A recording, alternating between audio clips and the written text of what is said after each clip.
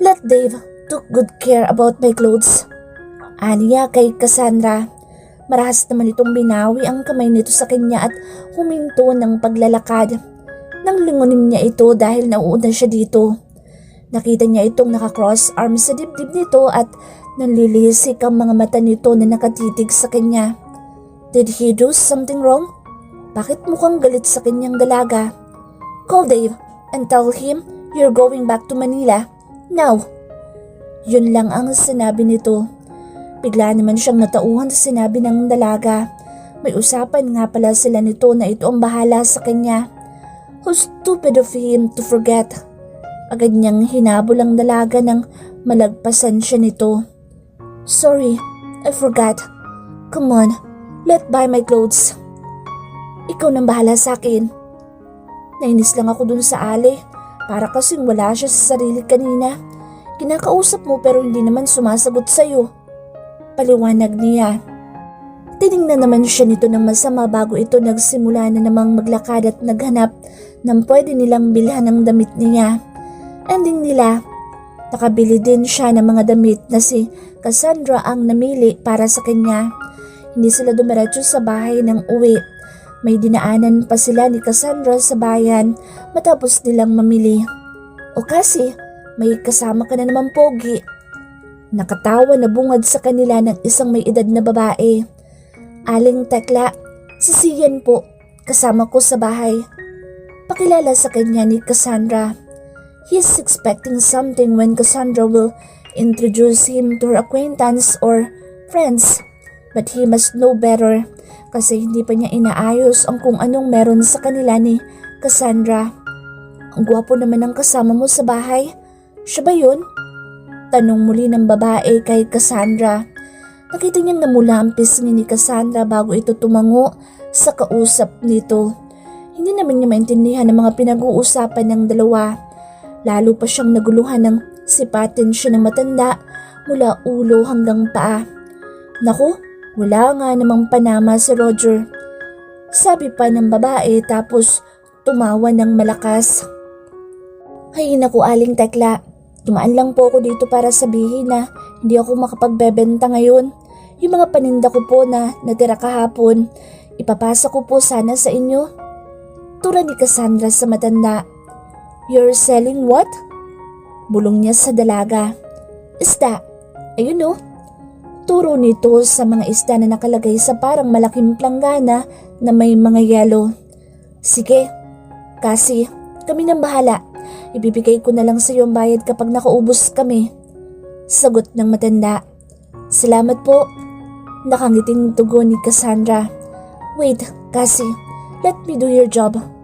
Awat niya sa dalaga ng akma na itong aalis. Pinagtaasan siya nito ng kilay habang tinitingnan siya nito. Wala bang tiwala ang babaeng ito sa kakayahan niyang magbenta ng paninda nitong isda? He is a businessman.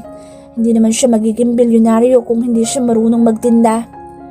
Sigurado ka? Tanong nito sa kanya makalipas ang ilang minutong pagtitig sa kanya. Trust me, my lady. Sagot niya dito nang nakangiti at kinindatan pa ito. Time na niya para magpasikat sa dalaga ngayon. He has to earn Cassandra's trust now. Hindi niya sasayangin ito ngayon. Isusunod na lang niya ang dahilan kung bakit wala itong maalala sa nakaraan nila. Para siyang nanood ng TV ng mga oras na iyon, yung bang commercial ng mga pinipilahang blockbuster sa takilyang pelikula. Ganoon na ganoon kasi yan nangyayari ngayon sa harapan niya. Sian is just stand there and smile and Viola. Every girl will run through him and buy his merchandise. Walang kahirap-hirap. Makakaubos sila ng paninda sa loob lang yata ng kalahating oras simula nang iladlad nito ang paninda nila. Kuya, palinis na din ako ng isda, pwede? Sabi ng isang babaeng bumibili na mukha namang nagpapakyut lang kay Sian. Napataas ang kilay niya na makita niya ang pagngiti ni Sian sa babae na mas nagpangisay pa sa babae. I'm sorry dear but hindi ako marunong maglinis ng isda. Sagot ni Sian dito sabay ngiti at kindat. Napanganga naman siya sa naging kilos ni Sian sa dalaga. Kapag sila, Ningiti-ngiti ka ng ganyan?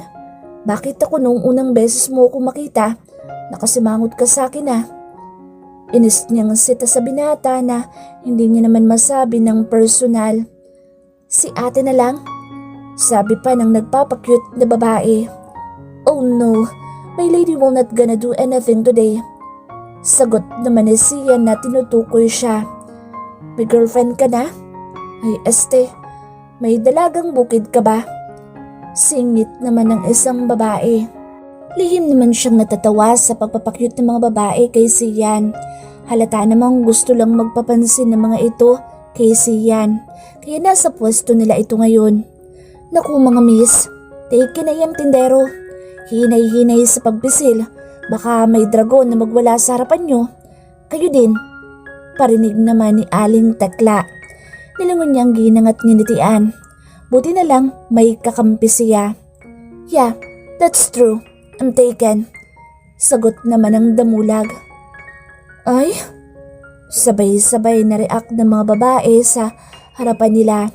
Pero hindi naman naging hadlang ang pagiging taken nito. Madami pa din talagang bumili sa kanila. Hindi nga siya nagkamali. Wala pang isang oras, nakaubos na siya ng paninda nila. San ka naman kasi nakakita ng tendero ng isda na naka-formal attire, naka-slacks, black shoes, polo na white na itinaklup lang ang manggas, hanggang siko na nagtitinda ng isda sa palengke. Here's the profit, my lady. Sabi nito nang iniabot na ang napagbentahan nito. Nakataas ang kilay na binilang niya ang napagbentahan nito. Hindi na masama sa unang beses na pagtitinda nito. Not bad, sagot niya habang nagbibilang ng perang kinita nito. Naisip niya, paano kaya ito makipag-deal sa mga kasosyo nito sa negosyo? Are we going home now? Tanong sa kanya ni Sian. Tumango lang siya habang nagbibilang ng pera.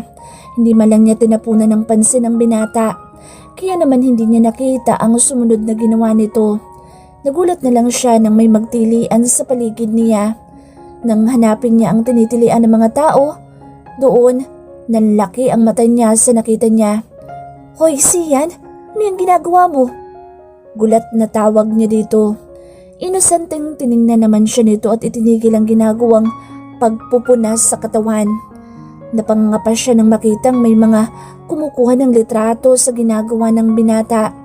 Naghubad lang naman kasi si Sia ng pang-itaas nito at ngayon ngay nagpupunas ng katawan.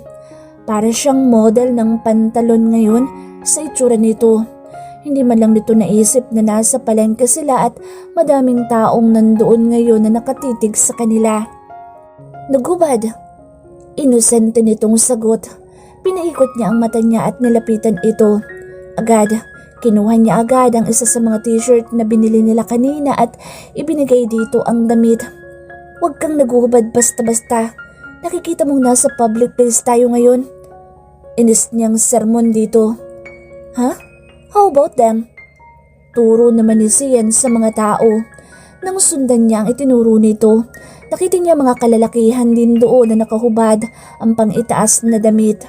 Mariing napapikit naman siya sa nakita niya. Naiinis siya. Bakit parang gaya-gaya ngayon si Sian? Manong, bakit naman kasi nakahubad kayo? Inis-nisita naman niya sa mga kalalakihan na itinuro ni Sian. Puno ng frustration na nagmarcha siya paalis sa lugar na iyon. Pero bago siya tuluyan na nakalayo, bumalik siya at kinuha ang mga pinamili nila kanina. Buhatin mo lahat iyan. Kapag hindi ka nakasunod agad, umuwi ka na ng Manila. Bantan niya dito. Hindi naman niya inaasahan na tatawa ng malakas si Sian sa sinabi niya. Inirapan lang niya ito bilang sagot sa pagtawa nito. How did you end up in Manila kung taga dito ka pala? Tanong sa kanya ni Sian. Nang matapos kasi silang kumain kanina ng hapunan, dinala niya si Sian sa tabing dagat. Sa tambayan niya kapag gabi at nagpapalipas ng oras bago siya matulog. Parang walang nangyari na uno sa pagitan nila ni Sian ngayon. Parang noong nasa Villa Cassandra lang sila na dalawa. Nakaupo sila sa buhangin na nakaharap sa dagat. Nasa likuran niya si Sian at nakasandal naman siya dito. Nakayakap din ang mga braso nito sa kanya dahil malamig ang panahon ngayon. Kinuha ko ng nanay ko. Sagot niya. Nagkukwentuhan kasi silang dalawa about sa past nilang dalawa. Nauna na niyang in-interview ito kaya siya naman ang tinatanong nito ngayon. Wala pa daw kasing alam ito sa kanya kaya tinatanong siya nito. Nanay? Ganito kasi yun. Mataas ang pangarap ng nanay ko kaya kahit ayaw ng lola ko, nagpunta siya ng Manila noong dalaga siya. Doon niya nakilala ang tatay ko. Nabuntis siya pero hindi pinanagutan. Umuwi dito si nanay tapos nang ipinanganak niya ako, iniwanan na ako sa lola ko. Nung bata ako, sa litrato ko lang nakikita ang nanay ko. Nung nakagraduate ako ng high school, nagtrabaho ako bilang katulong sa kabilang bayan kasi may sakit ang lola ko. Kailangan namin ng pambili ng gamot niya. Pero 1 taon na lumipas, namatay ang lola ko. Dumating ang nanay ko tapos kinuha niya ako at dinala sa Maynila. Paliwanag niya sa binata. Then, after that, what happened to you? Huminga muna siya ng malalim bago nagsimulang magsalita. Anong gusto mong malaman? Takang tanong niya dito. I wanna know why your mother sold you. Nilingon niya ito. Hindi naman ito nakatitig sa kanya. Nakatingin ito sa dagat at hindi sa kanya. Hindi ko alam. Ang alam ko lang, kinuha ko ang lahat para sa kanila. Hindi naman na ako pinag-aral ng nanay ko noon. Namasukan ako sa kung saan-saan sa Manila. Nang nasa tamang edad na ako, naghanap ako ng trabaho na may permanenteng sahod. Doon, nakita ko si Kim. Kaibigan ko siya. Simula pa nung bata ako. Ipinasok niya ako sa pinagtatrabahuhan niya. Call center. I provide everything for my family kasi sila na lang ang pamilya ko. Kahit na nahihirapan ako, ginagawa ko pa din ang tungkulin ko bilang panganay. Nakapag-asawa kasi ang nanay ko dito sa Manila at may 2 akong kapatid sa kanya. Sa pagbebenta niya sa akin, hindi ko alam kung bakit niya nagawa iyon. Pero naisip ko, talagang kailangan lang talaga nila ng pera kaya nila nagawa iyon.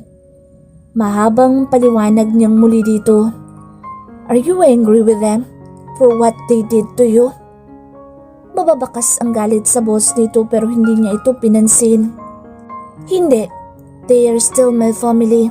Hindi ako lalabas sa mundong ito kung wala ang nanay ko. Kaya kahit nagawa niyang ibenta ako, alam ko sa sarili ko na may dahilan lang ang nanay ko kung bakit niya nagawa sa akin ito. Hindi pa man sila humihingi ng tawad, pinapatawad ko na sila. Sagot niya dito. How about me? Tanong nitong muli sa kanya. Kunot ang noon naman na nilingon niya ito. Hindi kasi niya maintindihan ang tanong nito. You? What do you mean you? Takang tanong niya dito. Nakita niyang naging uneasy ito. Ni hindi nga siya nito magawang tingnan sa mata niya. Nakatanaw lang ito sa dagat at hindi maipinta ang mukha nito. Nothing. Forget it. Sagot nito sa kanya. Naguguluhan na tumingin siya sa dagat. Malalakas ang alon ngayon dahil na din malakas ang hangin. Pasok na tayo sa loob. Aya sa kanya ni Sian. Hindi na nga ito naghintay na sumagot siya. Inalalayan na siya agad nitong tumayo at naglakad na patungong bahay nila. Cassandra just state her past pero hindi man lang sumagi sa kwentong iyon ang kung anong nakaraan nilang dalawa ni Cassandra o kahit mabanggit man lang nito na may naging boyfriend nito o ano. Puro pamilya lang nito ang nabanggit nito sa kwento. Pero naisip din niya na hindi nga naman niya tinanong ang dalaga kung may naging karelasyon ba ito noon. Kaya wala din siyang karapatan na mainis ngayon. Matulog ka na. Utos sa kanya ni Cassandra.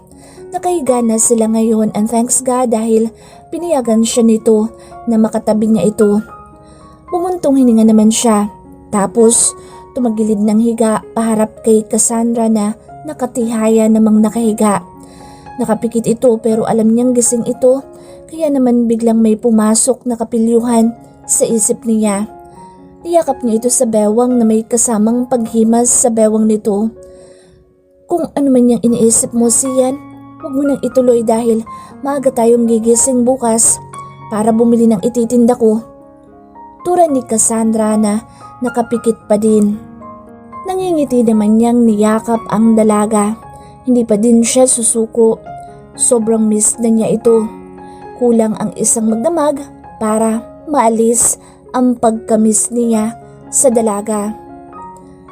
Isang linggo ang mabilis na lumipas sa kanila ni Sian. Mabilis lang namang nakapag-adapt si Sian sa buhay niya. Na para bang kabisado nito ang ganitong buhay na hindi mo akalain na anak mayaman ito at royalty pa sa ibang bansa. Nakikita niyang pinupuntahan si Sian ng assistant nitong si Dave. Hindi naman niya pinapakailaman ang dalawa kapag nag-uusap ang dalawa. Alam naman kasi niyang tungkol sa trabaho ang dahilan ng pagkikita ng dalawa. Kasi, where do I put this? Tanong sa kanya ni Sian. Kasi na din ang tawag nito sa kanya. Noong una pa nga, kinikilig siya. Para kasing sobrang bagay sa boss nito ang palayaw niyang iyon. Dito na lang. Turo niya sa tabi niya. Buhat-buhat dito ang pinabili niyang yelo para sa mga istang paninda niya. Akmang aayusin na sana niya ang mga yelo para ilagay sa mga paninda nilang isda nang unahan na siya ni Sian.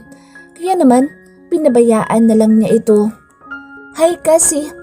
Bati sa kanya ni Roger. Mula nang dumating si Sian, hindi na masyadong naglalalapit sa kanya si Roger. Ngayon na lang ulit. O Roger, napadaan ka? Ganting bati niya dito. Pinagdala kita ng gatas ng kalabaw. Nito at iniabot sa kanya ang bote ng gatas. Para namang bumalik ang paglilihi niya. Agad niya itong tinanggap. Salamat. Nakangiting tugon niya. Nanggaling kasi ako sa lolo ko kaya nawala ako ng ilang araw. Kumusta ka na pala? Nito. Sasagot pa lang siya nang maramdaman niyang may umakbay sa kanya at kinuha ang bote sa kamay niya. Cassie is fine. I'm taking good care of her. Thanks for this milk by the way. You can go now. Nakita mo na naman si Cassandra. Sabat ni Sian. Seryoso itong nakatitig kay Roger. Maging si Roger ay nakatitig din sa kamay namin ni Sian na magkahawak. Kung nasa anime lang sila, baka may spark ng kuryente na lumalabas sa mga mata ng dalawang ito ngayon. Napailing na lang siya sa dalawang ito. Mukhang may nakikita siyang magiging problema niya ngayon na nandito na ang dalawang lalaking ito. Ate Cassie, si Kuya Sian. Tanong sa kanya ng mga kabataan. Nasa pwesto siya ngayon pero si Sian wala dahil sinundo ito kanina ni Dave para sa isang mahalagang pipirmahang mga papeles. Minsan nga, gusto na niyang ayain pabalik ng Manila sa Sian. Naawa na din kasi siya sa binata. Alam niya, hindi ito sanay sa mabibigat na trabaho pero nagtitiis ito sa tabi niya sa hindi niya malamang dahilan. Wala sagot niya sa mga kabataan. Ay, sayang. Aayain pa naman sana namin si Kuya Sian na sumama sa amin sa baryo. Fiesta kasi doon, ate. Baka gusto niyo sumali sa mga laro doon. Sabi pa ng isa sa mga ito. Naging ka-close na din kasi ni Sian ang mga kabataan doon. Nagugulat pa nga siya na pumapayag si Sian na tawagin lang siya sa pangalan niya o kaya naman ay kuya. Kasi alam niya dapat Master Sian lang ang itatawag dito. Where is it? Nabigla pa siya nang bigla na lang sumulpot si Sian sa harapan nila. Kuya Sian! Tawag ng mga kabataan dito. Nag-high five pa ang mga ito. Barkada na talaga ang turingan. Gusto mong kumita ng pera, di ba? Masayang bungad ng isa sa mga kabataan. Napakunot naman ang noon niya nang marinig ang sinabi ng binatilyo. Lalo pa nang makita niyang sumenyas na manahimik si Sian sa mga ito. My lady, aalis lang kami ha? I'll be back before 4 in the afternoon. I promise. Paalam nito sa kanya. Hindi pa siya nakakasagot. Nahila na ni Sian ng mga kabataan na nag-aya sa binata. Naiinis na binalingan niya si Aling Tekla. Aling Tekla, pwede po bang makisuyo na ako sa inyo? Kung pwede po ipatulong naman po ako sa pagsasinop ng paninda ko. Aniya dito. Bakit ang aga mo yatang magsasara? Takang tanong ng matanda sa kanya pero tumayo na ito para tulungan siya. Susundan ko lang po si Sian. Pag-amin niya. Naku, huwag kang mag-alala sa asawa mong iyon. Aba matanda na iyon. Isa pa kasama naman niya ang anak ko. Natatawang sagot nito sa kanya. Kimingiti lang ang sinagot niya dito. Hindi naman niya pwedeng sabihin dito na kailangan niyang bantayan si Sian. Baka biglang kalantariin ng mga kababaihan sa baryo ang binata na magsaselo siya kapag nagkataon. Mabilis ang kilos niya na lumabas ng palengke. Nag-aabang na siya ng masasakyan na tricycle. Alam naman niya kung saan ang punta ng mga kabataan at ni Sian. Kasi, tawag sa kanya ni Roger. Nakita niya pa itong paparating at ipinarada na nga nito sa tapat niya ang tricycle nito. Buti naman wala kang kasamang asungot ngayon. Sabi pa nito sa kanya. Natawa naman siya sa term na ginamit ni Roger para tawagin si Sian. Hindi na talaga nagkasundo ang dalawang ito. Hindi na din kasi nakalapit pa si Roger sa kanya simula nang nandyan na si Sian. Bantay sarado siya ni Sian. Kapag nakikita ni Sian na paparating na si Roger, inilalayo naman siya nito. Roger, Sian ang pangalan niya at siya ang ama ng dinadala ko. Natatawang sabi niya dito. Napakamot naman ito sa batok nito at tinitigan siya. Gwapo naman ako kasi lamang lang na isang basong tubig ang asungot na yun sa akin. At saka kaya ko rin naman na magpakaama sa anak mo. Sabihin mo lang. Sagot nito na parang nahihiya. Natutuwa siya na kahit na alam nitong buntis na siya sa iba, patuloy pa din ito sa pagkakagusto sa kanya. Siguro kung hindi niya nakilala si Sian at si Roger ang nauna niyang nakilala, baka pwede niyang magustuhan ng binata. Roger, mahal ko si Sian. Kaya nga nagsasama kami ulit kasi gusto ko ding maayos ang pagsasama namin para sa anak namin. Nahihiya niyang paliwanag sa binata. Malalim na napabuntong hininga naman ng binata, sabay kamot sa ulo nito. Sige na nga, suko na nga ako. Pero kapag pinaiyak ka ng lalaking iyon, lapit ka lang sa akin ha. Akong bahala sa'yo. Anito na ikinatuwa niya. Salamat Roger. San ka nga pala pupunta? Sa center ba? Tanong nito. Alam kasi nito na kapag maaga siyang nagsasara, sa center siya pupunta. Pero iba ang araw na ito ngayon. Hindi, sa may baryo masinag. Sagot niya dito. Nakikifiesta ka? Takang tanong nito sa kanya. Hindi, na pwedeng oo. Alanganin niyang sagot. Ha? Ang labo. Pero sige tara, hatid na kita doon. Sabi nito. Pinaunlakan naman niya ang paanyaya nito. Maganda na din na may kasama siyang pumunta doon dahil wala naman siyang kilala sa baryo na iyon. Susundan lang talaga niya si Sian doon. Nag-aalala kasi siya na baka kung mapaano pa ito. Wala pa naman itong bodyguard na kasama ngayon. Lagot siya sa konde ng England kung magkataon. Kahit pa sinabi ni Sian noon na hindi nito tatanggapin na siya ang susunod na konde ng England. Siya pa din ang tagapagmana ng pwesto kaya dapat niyang pag-ingatan ang binata. Although nagkikita si Sian at si Dave, palaging tinitiis pa din niyang hindi kumuha ng pera sa binata. Kahit pa ilang beses na siyang inabutan nito para sa pandagdag niya ng panggastos nila ni Cassandra sa bahay. Kailangan niyang sumunod sa batas ni Cassandra ngayon. Kailangan niyang patunayan kay Cassandra na seryoso siya sa panunuyo niya dito. He has to stop acting like a jerk now. Pero may gusto siyang bilhin para sa dalaga kaya kailangan niya ng pera ngayon. Pero ayaw niyang humingi ng tulong sa dalaga. Okay, Dave. How much we will earn in the fiesta? Tanong niya sa mga ito. Kakababa lang niya ng tricycle na sinakyan nila papunta sa baryo Masinag. He's used to riding a tricycle. Sa 2 linggo ba naman niyang pagtigil sa probinsya at araw-araw na pagsakay sa tricycle, hindi pa ba siya masasanay? Kuya, kung sasali ka sa papogian, sigurado sa iyo ang unang parangal. Sabi ni Tom.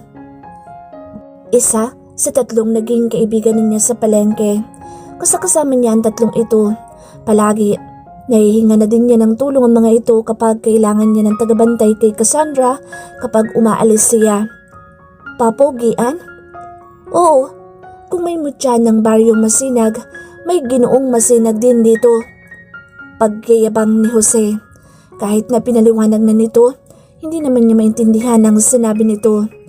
Marunong ka bang kumanta, Kuya Sian? Tanong ni Nonoy. Singing is not my type. Sagot niya sa mga ito. Sabay-sabay naman na napakamot sa ulo ang tatlong kaibigan niya. Natatawa naman siya sa reaksyon ng mga ito. I think I know what you are trying to say. Sasali ako sa contest, tama? Tanong niya sa mga ito. Sabay-sabay na tumango naman ang mga ito sa kanya. Natatawa naman niyang tinignan ng mga ito. Magkano ang mapapanaluhan ko doon? Tanong niya sa mga ito. 5,000. Sabay-sabay naman ang sagot ng mga ito sa kanya. Tatango-tango naman siya sa sinabi nito. Kung hindi niya kailangan ng pera, hindi niya ito papatulan pa. Okay, after nito, ano naman ang susunod na sasalihan natin? Tanong na naman niya sa mga ito. Kulang pa kasi ang 5,000 sa bibili niya. Isa pa, hindi naman siya sigurado kung magkano magagastos niya sa araw na iyon. Madami pa tayong pwedeng salihan, kuya, pero hindi na pera ang premyo. Sabi nito. I need cash. Bulong naman niya. Tutulungan ka na lang namin, kuya, na makaipon para sa date niyo ni ate kasi, sabi ni Nonoy. Naiiling na lang na inakbayan niya ito at nagpatuloy na sila sa paglalakad. Kailangan na nilang simulan ang gagawin nila. Kailangan pa niyang bumalik ng palengke para sunduin ang pinakamamahal niyang si Cassandra.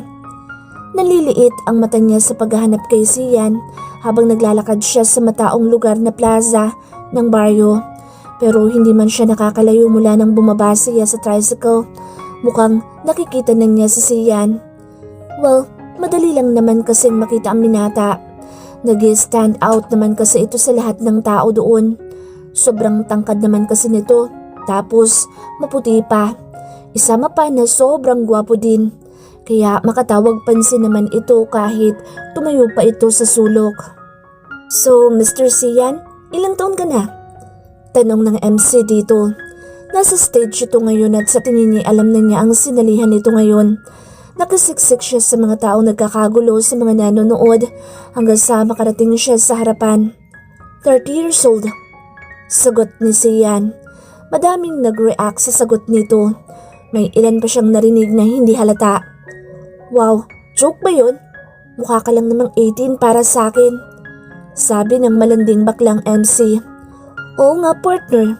Sabi pa ng isa pang MC na babae na mukha namang nagpapakyut kay Sian. Nagsmirk ang damulag na halos ikahimatay naman ng mga kababaihan na nanonood dito ngayon. Loko to ah, huwag kang ngumiti. May jowa ka ba? Pipikit-pikit ang baklang hitad habang hinihimas ang braso ni Sian. What jowa means? Taka namang tanong ni Sian. Hala siya, partner, manunosebleed ata tayo ngayong araw na ito. Humahalakak na tura ng babaeng MC. Akong bahala, partner. I can handle this. Maarteng sagot naman ng baklang MC. Taray, English talaga? Te, sige, ikana mo yan. Exaggerated naman ang sagot ng babaeng MC. Are you a single or you have a sidecar? Tanong ng bakla kay Sian na ikinatawa naman ng mga manonood. I have a fiancé. I've been engaged for 10 years now. Sagot ni Sian. Para naman siyang pinagbagsakan ng malaking bato sa puso niya. May fiancé na palang binata, hindi man lang niya alam. Kakatayin ko lahat ng mga nag-i-interview sa kanya. Bakit hindi sinabi sa interview niya na may pakakasalan na siya? Naiiyak niyang turan sa sarili niya. Wow, bongga. Sabay na reaksyon naman ng dalawang MC. Samantalang puno ng panghihinayang mga taong nanonood lang kay Sian. Maging siya din naman, parang nanghihinayang sa narinig. Ibig lang sabihin noon, wala talagang pag-asa silang dalawa. Naalala niya, hindi nga pala dapat siya magbuntis dahil binigyan siya ng contraceptive nito na nagkamali lang ang doktor. Kainis, mag-a-apply pa lang sana ako ng jowa mo. Nakasimangot na sagot ng bakla. Tumawa naman si Sian, mukha namang nag-e-enjoy ang kumag. Samantalang siya na may naghihinanakit na sa kinatatayuan niya. Gusto na nga niyang umalis doon at umuwi na lang. Akmang tatalikod na siya nang magtama ang mga mata nila ni Sian. Nung unay nagulat pa ang binata na makita siya pero kalaunan din ay ngumiti na ito sa kanya. Proceed na nga tayo sa interview. Sa question and answer portion, mahal mo na ba ako? Pagbibiro ng bakla. No, sorry, but I love my fiancé very much. Sagot ni Sian na sinakyan ng pagbibiro ng bakla. Ang ikinabigla niya sa lahat ay habang nagsasalita si Sian sa kanya ito nakatitig, na para bang siya ang sinasabihan nito ng mga katagang mahal. Ang hilig mo talaga sa pa-fall na the moves, Sian. Sige, siya nang maganda. Haba ng hair ng jowa mo. React ng babaeng MC. Yes, she's the most beautiful woman for me. Muling sagot ni Sian habang nakatitig pa din sa kanya. O kuya, ito ang question mo. Ano ang mas mahalaga para sa'yo? Words or actions? Pagdating sa love? Tanong ng babaeng MC. For me, both. Kailangan mong sabihin na mahal mo siya, then you have to show her that you love her. Hindi lang sa salita, pati sa gawa.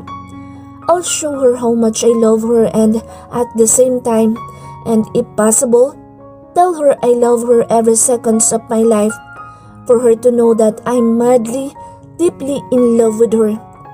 Seryosong sagot ni Sian na hindi man lang inaalis ang mga mata sa kanya. Natahimik ang lahat ng tao sa paligid nila, maging ang mga MC natahimik sa sinabi ni Sian. Parang sa palagay niya, sila na lang ni Sian ang nandoon ngayon at silang dalawa lang ang nag-uusap. Halos kapusin siya ng hininga nang mabasa niya ang buka ng bibig nito.